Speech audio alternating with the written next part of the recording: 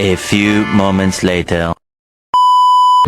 Baik teman-teman, di sini kita akan memperagakan yang pertama terkait perkalian dengan penjumlahan pada hukum distributifnya. Nah, seperti yang kita ketahui bahwasanya hukum distributif itu yaitu A dikali B ditambah C sama dengan A dikali B sama A dikali C. Nah, di sini kita sudah mempunyai alat peraganya yaitu segi 4 ini ya. Nah, di sini kita mempunyai contoh. Ya, contohnya itu 8 dikali 5 tambah 3 ya. Ketika dijabarkan menjadi 8 kali 5 tambah 8 kali 3.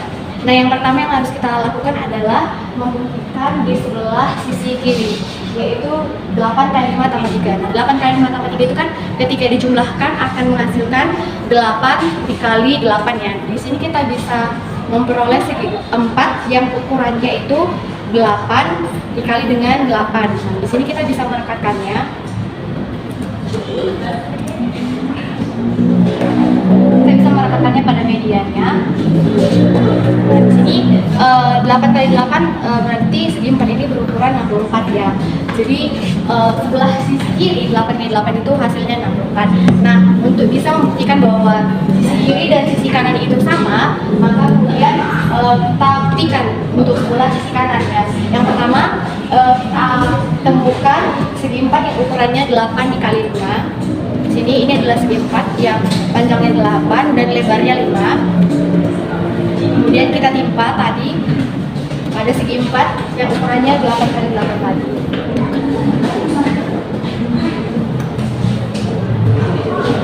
Kemudian selanjutnya kita ambil lagi segi 4 yang ukurannya 8 dikali dengan 3.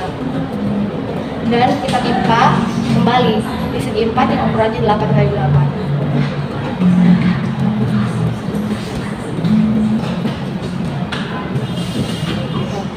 Maka bisa dilihat dari sini bahwasanya 8 dikali 5 tambah 3 ya yang telah tertimpa tadi sama dengan 8 kali 5 ditambah dengan 8 kali 3 ya. Maka hasilnya 8 kali 8 sama dengan 64. Maka hukum distributif dalam penjumlahan itu terbukti.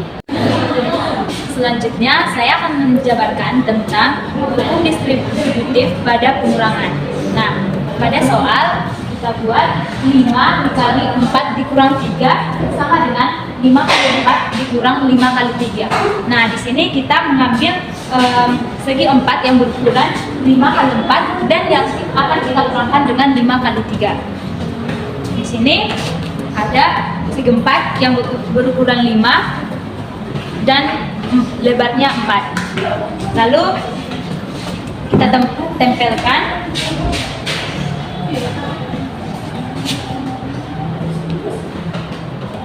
Nah, pada pengurangan kita harus perhatikan operasi yang pertama dan yang kedua. Di sini kita dapat tadi 5 kali 4 dikurang 5 kali 3. Yang kita buat di bawah itu yaitu 5 kali 4 dan nanti kita akan timpa dengan 5 kali 3.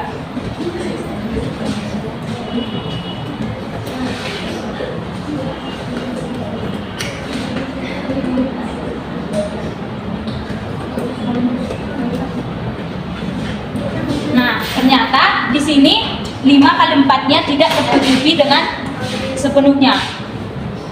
Di dalam pengurangan, itulah yang menjadi hasilnya. Yang di bawah tidak tertimpa penuh dengan yang di atas. Sehingga hasilnya menjadi sisa dari yang tidak tertimpa dari atas. Hasilnya yaitu 4 kurang 3, 1. Panjangnya tadi 5, sehingga hasilnya sama dengan 1 kali 5 sama dengan 5. Dan apabila kita masukkan segi 4 yang berukuran 1 kali 5 itu akan menutupi segi 4 yang di bawah tadi.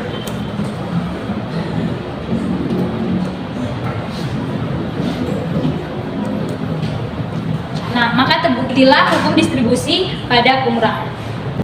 Selanjutnya di sini saya akan menjelaskan contoh lain pada hukum distributif pada pengurangan, di mana soalnya 8 dikali 6 dikurang 4. Jika kita jabarkan, maka menjadi 8 dikali 6 dikurang 8 kurang 4.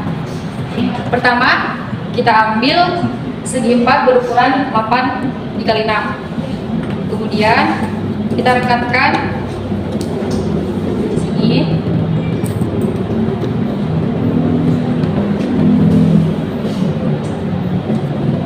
Setelah itu kita ambil segi 4 dengan ukuran 8 dikali 4.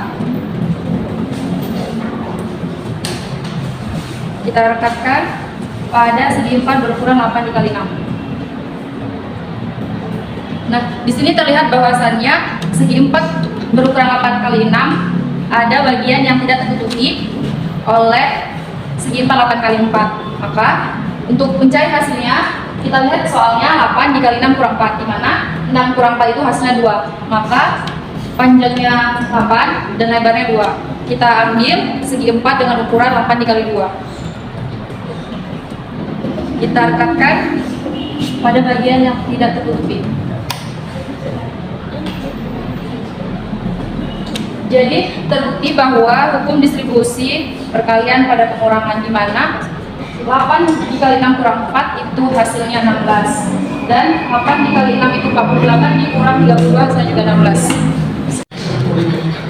Selanjutnya kita akan masuk ke contoh soal yang berikutnya ya. Jadi kan dari contoh soal 1, 2, 3, jadi hasilnya itu tadi sudah positif. Nah, sekarang kita akan membuktikan hukum distributif itu di mana nanti hasilnya adalah negatif. Nah, soal di sini yaitu saya menggunakan soal 4 dikali 6 dikurang 9. Nah, kalau kita pakai hukum distributif berarti 4 dikali 6 kurang 4 dikali 9. Nah, pertama kita ambil dulu 4 dikali 6-nya. Nah, ini adalah segi 4 dikali 6 ya.